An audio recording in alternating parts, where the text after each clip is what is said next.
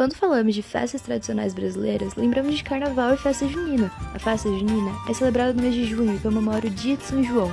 É impossível falar em festa junina e não lembrar de receitas deliciosas como pamonha, maçã do amor, curau, quentão e até pipoca.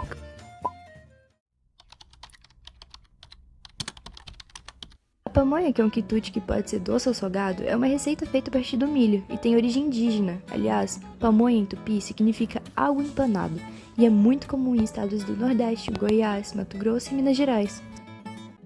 O cuscuz, que teve sua origem no norte da África, veio para o Brasil com os povos africanos que foram escravizados. A princípio, o prato era feito com sêmola de trigo, mas ao chegar em nosso país, sofreu adaptação e passou a ser feito com farinha de milho. O prato se popularizou e tomou forma o famoso cuscuz nordestino. Corn currently accounts for more than 1/10 of our global crop production. The United States alone has enough cornfields to cover Germany. But while other crops we grow come in a range of varieties, over 99% of cultivated corn is the exact same type, yellow dent number 2. This means that humans grow more yellow dent number 2 than any other plant on the planet. So how did this single variety of this single plant become the biggest success story in agricultural history? Nearly 9,000 years ago, corn, also called maize, was first domesticated from teosinte, a grass native to Mesoamerica. Teosinte's rock-hard seeds were barely edible, but its fibrous husk could be turned into a versatile material. Over the next 4,700 years, farmers bred the plant into a staple crop with larger cobs and edible kernels. As maize spread throughout the Americas, it took on an important role, with multiple indigenous societies revering a corn mother as the goddess who created agriculture. When Europeans first arrived in America, they shunned the strange plant. Many even believed it was the source of physical and cultural differences between them and the Mesoamericans. However, their attempts to cultivate European crops in American soil quickly failed, and the settlers were forced to expand their diet.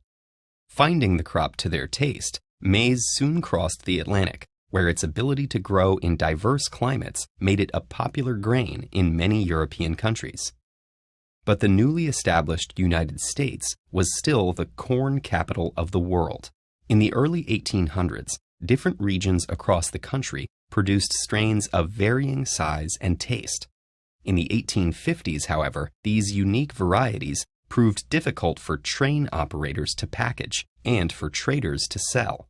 Trade boards in rail hubs like Chicago encouraged corn farmers to breed one standardized crop. This dream would finally be realized at 1893's World's Fair, where James Reed's yellow dent corn won the blue ribbon.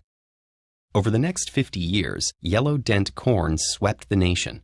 Following the technological developments of World War II, mechanized harvesters became widely available. This meant a batch of corn that previously took a full day to harvest by hand could now be collected in just 5 minutes. Another wartime technology, the chemical explosive ammonium nitrate, also found new life on the farm. With this new synthetic fertilizer, farmers could plant dense fields of corn year after year without the need to rotate their crops and restore nitrogen to the soil.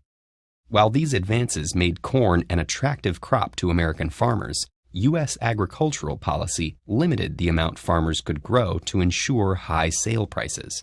But in 1972, President Richard Nixon removed these limitations while negotiating massive grain sales to the Soviet Union. With this new trade deal and World War II technology, corn production exploded into a global phenomenon. These mountains of maize inspired numerous corn concoctions. Corn starch could be used as a thickening agent for everything from gasoline to glue, or processed into a low-cost sweetener known as high-fructose corn syrup.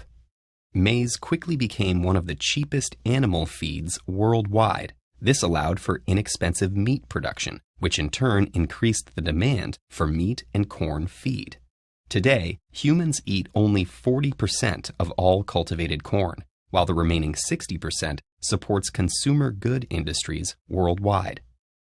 Yet the spread of this wonder crop has come at a price. Global water sources are polluted by excess ammonium nitrate from cornfields. Corn accounts for a large portion of agriculture-related carbon emissions, partly due to the increased meat production it enables.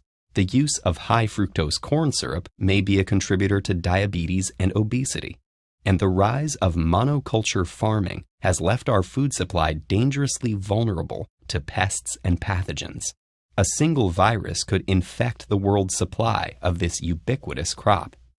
Corn has gone from a bushy grass to an essential element of the world's industries, but only time will tell if it has led us into a maze of unsustainability. Did you know cheese is one of humanity's oldest foods? You gotta be kidding me. No wonder it's so smelly. This lesson on the history of cheese will blow your rind. Watch it to end this onslaught of terrible puns. Roll up, looking on you bitches, throw it up, drinking on dirty soda, promise I'ma never sober, niggas ain't nothing but some vultures. Qualidades e significados de um Deus absoluto, o único Deus, a causa original, o todo. Personagens fantásticos. As formas dos personagens e a ação vital que representavam indicavam as sabedorias do olho de ouro. A força de Deus, o conhecimento e o poder que este produz, produzindo na mente a verdadeira luz, a energia vital luminosa. Uma luz invisível que torna possível a inteligência e a compreensão da realidade. Alegrem-se vocês, justos dentre os anjos. Na santa morada, entoai-lhe hinos. Anunciai o som de um alarido, em eterno júbilo, para estabelecer a trombeta do seu Messias, para tornar conhecida sua força em poder. Quem é igual a ti, ó Senhor, dentre os deuses? Elim.